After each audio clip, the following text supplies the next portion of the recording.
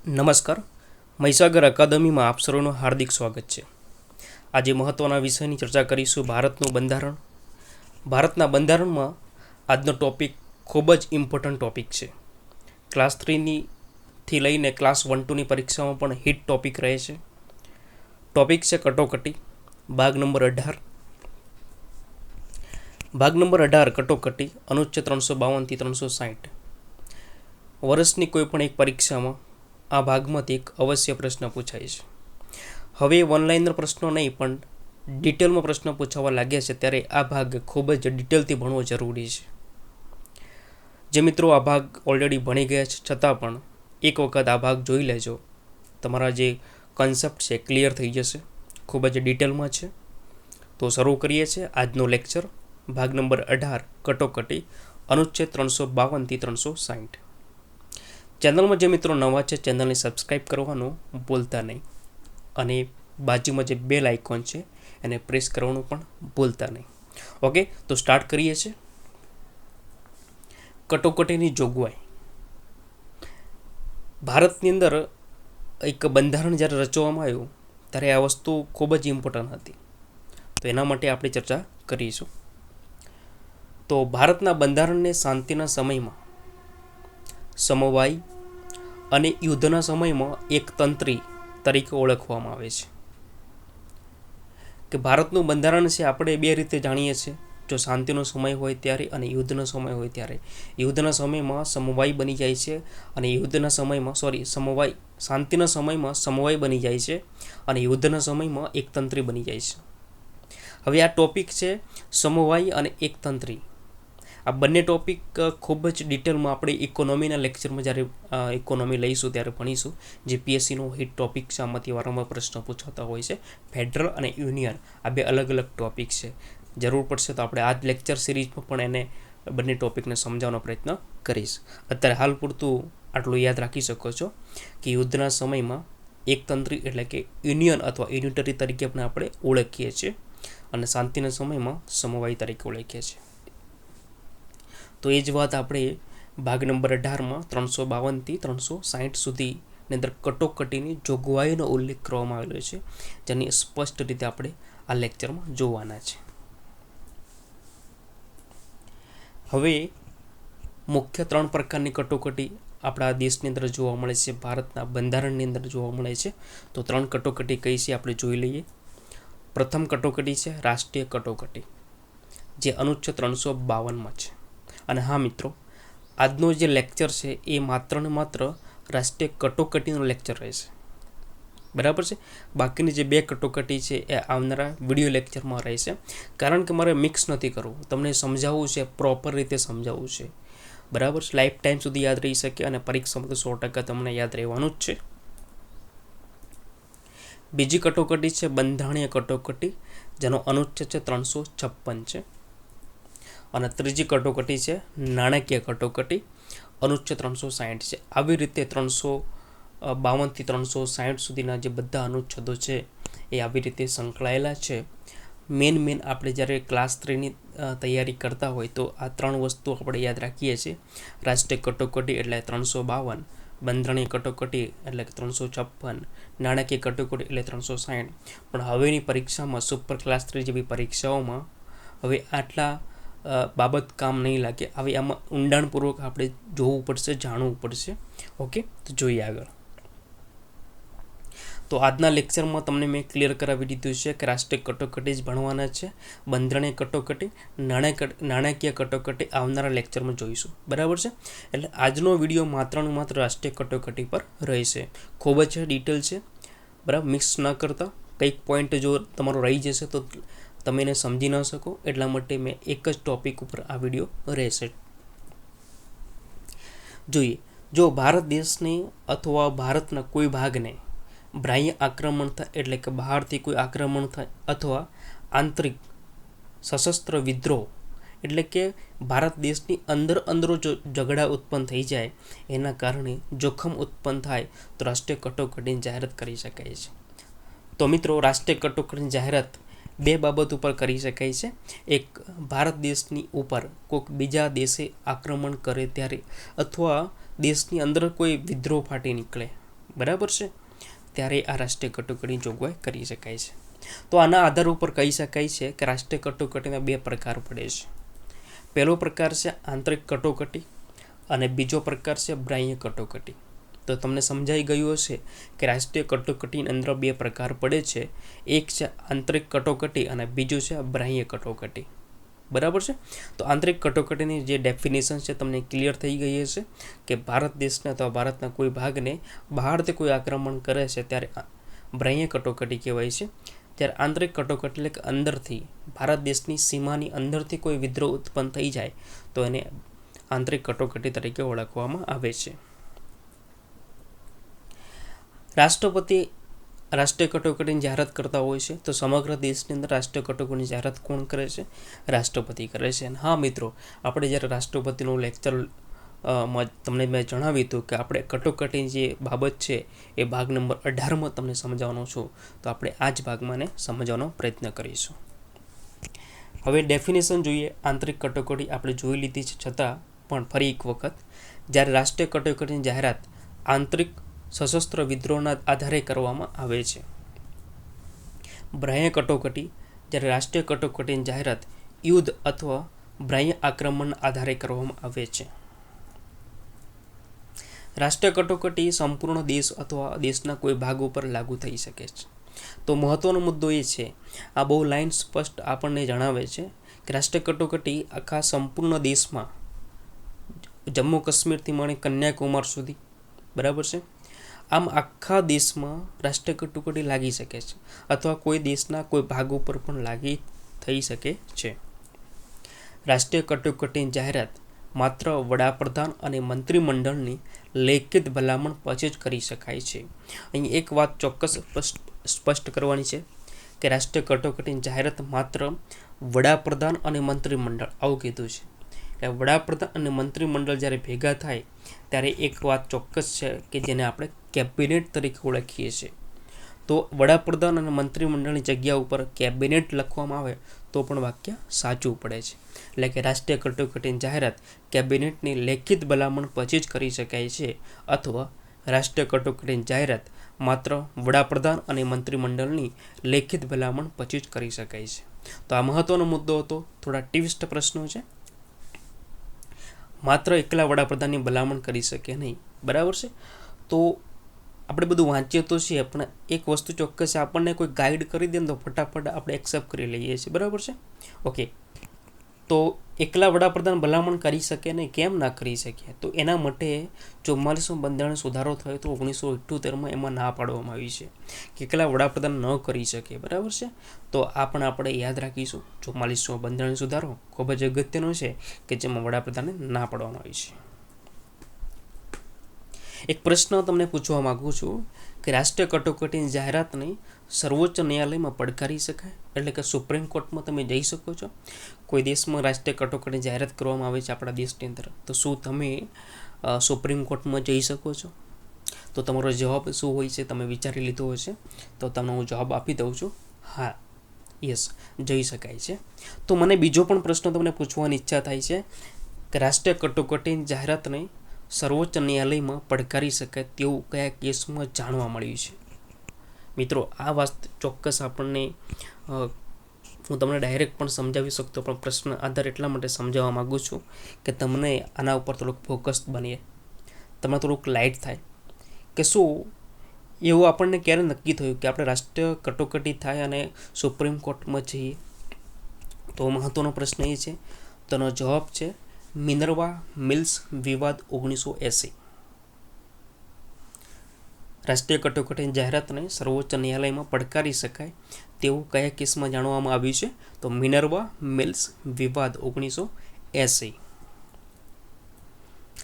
હવે આપણે રાષ્ટ્રીય કટોકટીમાં આગળ વધીએ છીએ.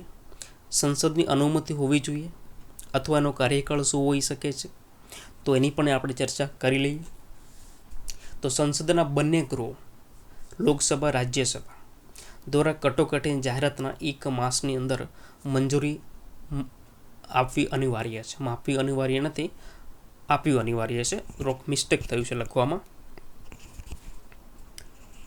હા મિત્રો, સંસદના બંને ગૃહોમાં, લોકસભા, રાજ્યસભા તમને એક પ્રશ્ન થતો હશે, કદાચ રાષ્ટ્ર કટોકટી વખતે લોકસભા વિસર્જન થઈ ગયું હોય તો તો શું? તો તમને સમજાવું છું આગળ, ડોન્ટ વરી.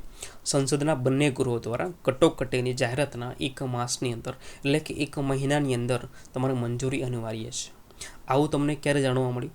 44મો બંધારણીય સુધારોમાં 1978. ઓકે, બીજી વાત, તો 44મો બંધારણ સુધારો નહોતો થયો એ પહેલાં શું હતું? તો 2 માસ હતા એ પહેલાં, બરાબર છે. અને એ પ્રશ્ન હવે પૂછાવા નથી, પરંતુ એ પ્રશ્ન તમારે જો તૈયાર એટલા માટે કરવો પડે છે, જો તમે જીપીએસસી મેન્સમાં બેઠા હોય, રાષ્ટ્રીય કટોકટી પૂછવામાં આવ્યો હોય ટોપિક, ત્યારે તમે આ લખી શકો છો. ઓકે, તો સંસદના બંને ગૃહ દ્વારા કટોકટીની જાહેરાતના 1 માસની અંદર મંજૂરી આપવી અનિવાર્ય છે. જો લોકસભાનું વિસર્જન થઈ ગયું હશે, જો તમને મેં સવાલ કર્યો તે સવાલ આવી ગયો છે, જો લોકસભાનું વિસર્જન થઈ ગયું હશે તો રાજ્યસભા જાહેરનામાને સ્વીકૃતિ આપે છે, પરંતુ આ જાહેરનામું નવી ચૂંટાયેલી લોકસભાના પ્રથમ સત્રના 30 દિવસની અંદર લોકસભા દ્વારા સ્વીકૃત થવું જરૂરી, નહીતર તે સમાપ્ત થાય છે. Done, clear? તો આ 2 પોઈન્ટ બહુ ક્લિયર કરવાના છે. કાર્યકાળ, જો સંસદના બંને ગૃહ મંજૂરી આપે તો કટોકટી 6 માસ સુધી ચાલે, બરાબર, એટલે કે 6 મહિના સુધી ચાલે. પછી એ જ કામ કરવાનું છે. પાછું આપણે સંસદમાં મંજૂરી લેવાની છે, અને સંસદ મંજૂરી આપે છે એટલે પાછું 6 માસ ચાલે છે, એટલે કે બીજા 6 મહિના ચાલે છે. તો આવી રીતે અનંતકાળ સુધી લંબાવી શકાય છે. તો સંસદના બંને ગૃહ મંજૂરી આપે તો કટોકટી 6 માસ સુધી રહેશે, તથા દર 6 માસે સંસદની મંજૂરીથી અનંતકાળ સુધી લંબાવી શકાય છે. કટોકટીની જાહેરાતની સમાપ્તિ કરી. હવે કટોકટી લાગુ કરી આપણે જોઈ લીધું, બરાબર છે. હવે એનો એન્ડ કરવો છે તો જો લોકસભા રાષ્ટ્રપતિના જાહેરનામાને અમાન્ય કરતો ઠરાવ અથવા કટોકટીનો અમલ ચાલુ રાખવાનું અમાન્ય કરતો ઠરાવ પસાર કરે તો રાષ્ટ્રપતિ જાહેરનામું રદ કરી શકે છે. એટલે કે લોકસભા શું કરશે?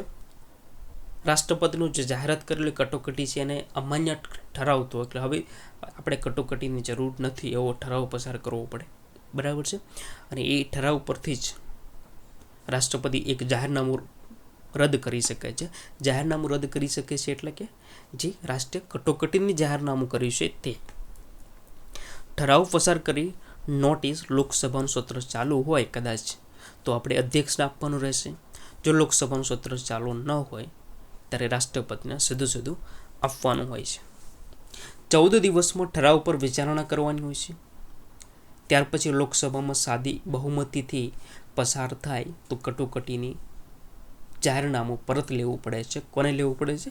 રાષ્ટ્રપતિને લેવું પડે છે. જો પરત લેવું પડે છે શબ્દ આપણને એ કહેવા માંગે છે કે રાષ્ટ્રીય કટોકટી અહીંયા સંપૂર્ણ રીતે પૂર્ણ જાહેર થયેલી છે. લોકસભા અને રાજ્ય વિધાનસભાના કાર્યકાળ પર પ્રભાવ. જો રાષ્ટ્રીય કટોકટી લાગવામાં આવે તો લોકસભા અને રાજ્ય વિધાનસભામાં કોઈ કાર્યકાળમાં અસર જોવા મળશે. હા મિત્રો, સફરજનને તમે કાપી નાખો, થોડોક સમય તમે બહાર મૂકી રાખો તો તેમાં થોડો ભાગ કાળાશ પડતો એવો થોડો થઈ જશે, બરાબર, પીળાશ પડતો જેવો, બરાબર છે. તો અસર થાય છે. તો એવી જ રીતે લોકસભા રાજ્ય વિધાનસભામાં પણ આ કાર્યકાળ પર પ્રભાવ થતો હોય છે. રાષ્ટ્રીય કટોકટી એક એવી જ વસ્તુ છે. કટોકટી દરમિયાન લોકસભા અને રાજ્ય વિધાનસભાનો કાર્યકાળ સંસદ દ્વારા કાયદો બનાવી 1 વખતમાં 1 વર્ષ એમ અનંતકાળ સુધી વધારી શકાય છે. એટલે કે કાયદો એક બનાવી દેવાનો હોય છે 1 વખત માટે, અને કટોકટી સમાપ્ત થયા પછી વધુમાં વધુ 6 મહિનામાં નવી ચૂંટણીઓ કરાવવી જરૂરી છે. જો કટોકટી ચાલુ હોય તો વિધાનસભા લોકસભાનું જે છે એક સમય આગળ વધતો જશે. 1 વર્ષ માટે તમે વધારી શકો છો, બરાબર. એમ તમે અનંતકાળ સુધી વધારી શકો છો. પરંતુ જ્યારે રાષ્ટ્રીય કટોકટીનો એન્ડ આવી જાય એટલે એના વધુમાં વધુ 6 મહિનાની અંદર તમારે ચૂંટણી ઇલેક્શન કરાવી દેવું પડતું હોય છે. તો આવું ભારત દેશની અંદર બન્યું છે મિત્રો. 5મી લોકસભાની અંદર 1 વર્ષ આપણે વધારવામાં આવ્યું હતું, બરાબર છે. ઓકે, હવે આપણે વાત કરીશું થોડાક આગળ મૂળભૂત અધિકારો. અને મિત્રો, આપણે મૂળભૂત અધિકારો વિશે ખૂબ જ લાંબુ લેક્ચર લીધો છે, તમે પણ જોઈ લીધો હશે. મજા આવી છે ત્યાં લેક્ચરમાં, ફરી એક વખત જોઈ લેજો. રિવાઇઝ થઈ જશે. એ વખતે પણ મેં તમને આ જણાવવામાં આવેલી હતી. રાષ્ટ્રીય કટોકટી જ્યારે ભારત દેશની અંદર થાય ત્યારે મૂળભૂત અધિકારો પર પ્રભાવ પડે છે.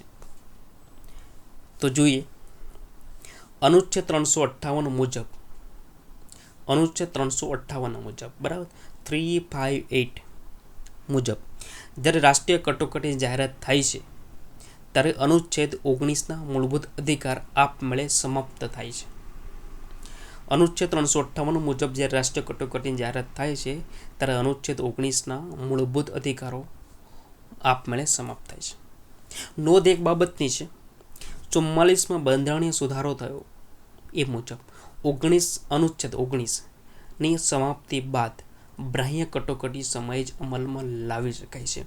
એટલે કે ભારત દેશની અંદર કોઈ વિદેશી પર હુમલો થયો છે, આક્રમણ થયું છે, ત્યારે કોઈ રાષ્ટ્રીય કટોકટી લગાવવામાં આવેલી છે, ત્યારે જ આપણે અનુચ્છેદ 19ના મૂળભૂત અધિકારોને અમલમાં લાવી શકીએ છીએ. આંતરિક કટોકટી સમયે નહીં. તો આ બે ટ્વિસ્ટ પ્રશ્નો છે. અનુચ્છેદ 359, 358 પૂરો થયો. અહીં બે અનુચ્છેદો છે મિત્રો, 358 અને 359, 359. એના મુજબ શું થાય છે? અન્ય મૂળભૂત અધિકારો માટે ન્યાયાલયમાં જવાના બંધારણીય અધિકાર અનુચ્છેદ 32ની સમાપ્તિ થાય છે. બરાબર છે. તો 358 એટલે 19 એવું યાદ રાખજો, અને 359 એટલે કે 32 એવું યાદ રાખજો. પરંતુ 359 મુજબ અનુચ્છેદ 20 અને અનુચ્છેદ 21ની સમાપ્તિ થતી નથી. 20-21ની સમાપ્તિ થતી નથી. યાદ રાખો, અનુચ્છેદ 358 અને અનુચ્છેદ 359 અંતર્ગત બનાવમાં આવેલા કટોકટી સંબંધિત કાયદાઓને કોર્ટમાં પડકારી શકાય નહીં, ન્યાયાલયમાં પડકારી શકાય નહીં. એટલે આપણી દેશી ભાષામાં, આપણે સમજીએ ભાષામાં, એટલે કોર્ટમાં પડકારી શકાય નહીં. 358 અને 359 બહુ પાવરફુલ અનુચ્છેદ છે.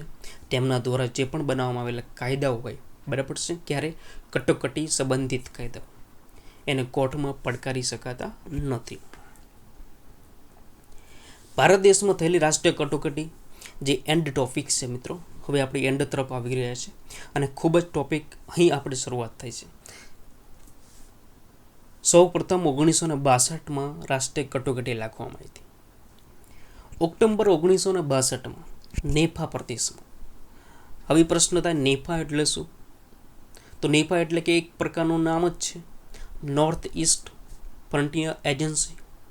એક પ્રકારનો એક જમાનામાં એક પ્રદેશ તરીકે ઓળખાતો નેફા, જે હાલમાં અરુણાચલ પ્રદેશ ઓળખાય છે. બરાબર છે. હવે અરુણાચલ પ્રદેશ ઓળખાય છે, એ પ્રદેશમાં એક વખત ચીન લોકોએ આક્રમણ કર્યું. ચીન લોકોએ આક્રમણ કર્યું એટલે કે ભારત દેશમાં અથડામણ ચાલુ થઈ ગયું, એટલે રાષ્ટ્રીય કટોકટી લગાવવામાં આવી. તો 1962માં પહેલી વાર રાષ્ટ્રીય કટોકટી લાગુ થઈ. બરાબર છે. અને કટોકટી 1962, 63, 64, 65, 66 સંસદ અને જાન્યુઆરી 1968માં સુધી પૂર્ણ થઈ જાય છે. તો આવી રીતે 1962માં પ્રથમ કટોકટી લાગવામાં આવી હતી. બીજી કટોકટી છે એ ભારત દેશની અંદર પાકિસ્તાને આક્રમણ કર્યું હતું 1971માં. 1971માં પાકિસ્તાનના આક્રમણના કારણે રાષ્ટ્રીય કટોકટી લાગી, જે 1977માં પૂરી થાય છે. ત્રીજી કટોકટી 1975માં લાગી. બરાબર છે, કે જે બળવાઓ નીકળ્યા, બરાબર, અંદર વિદ્રોહ શરૂ થઈ ગયા હતા ભારત દેશની અંદર. તે સમયે 1975માં કટોકટી લાગી હતી. પરંતુ 1975માં જ્યારે કટોકટી લાગે છે એ આંતરિક કટોકટી લાગે છે, કારણ કે બાહ્ય કટોકટી તો ઓલરેડી લાગુ જ હતી 1971ની. તો 1971ની કટોકટી ચાલુ હતી એવા સમયમાં જ આંતરિક કટોકટી લગાવવામાં આવે છે, એટલે કે 1975માં. બરાબર, ફરીથી બોલું છું, 1971ની જે બાહ્ય કટોકટી ચાલુ હતી ત્યારે આંતરિક કટોકટી લગાવવામાં આવે છે 1975માં. બરાબર છે, 25 જૂન 1975માં. 1971ની અને 1975ની બંને રાષ્ટ્રીય કટોકટી માર્ચ 1977માં પૂર્ણ જાહેર કરવામાં આવે છે. તો આવી રીતે ભારત દેશની અંદર રાષ્ટ્રીય કટોકટી 3 વખત લાગવામાં આવી હતી. બરાબર છે મિત્રો, આપણે જે વાત કરી રહ્યા છીએ ઓલરેડી રાષ્ટ્રીય કટોકટીની વાત કરી રહ્યા છીએ. મેં અહીંયા બીજા ટોપિક બે રાષ્ટ્રીય કટોકટી છે, બંધારણીય કટોકટી, બરાબર છે, નાણાકીય કટોકટી. અહીંયા મેં સમાવેશ નથી કર્યો કારણ કે ગૂંચવાડો ના થઈ જાય એટલા માટે. તો અહીંયા આપણે લેક્ચર પૂર્ણ જાહેર કરીએ છીએ. તો સંપૂર્ણ રીતે તમને સમજાવી ગયું હશે કે જે મહીસાગર એકેડમી તરફથી ઓનલાઈન એજ્યુકેશન પ્લેટફોર્મ એટલે કે યુટ્યુબના માધ્યમથી આપણે બંધારણ ભાગ નંબર 18 અહીંયા સંપૂર્ણ રીતે પૂર્ણ જાહેર કર્યો છે. માત્ર રાષ્ટ્રીય કટોકટી, સંપૂર્ણ ભાગ નંબર 18 નહીં.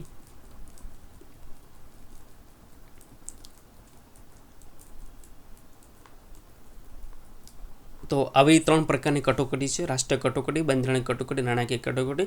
તો સમગ્ર ભાગ નંબર 18માં રાષ્ટ્રીય કટોકટી આપણે પૂર્ણ જાહેર કરીએ છીએ. તો હવે પછીના લેક્ચરમાં બંધારણીય કટોકટી, નાણાકીય કટોકટી ખૂબ જ ડિટેલમાં ચર્ચા કરીશું અને બીજું મહત્ત્વની બાબતો છે એ પણ ત્યાં શેર કરીશું. તો ત્યાં સુધી રજા લઉં છું. જય હિન્દ, જય ભારત.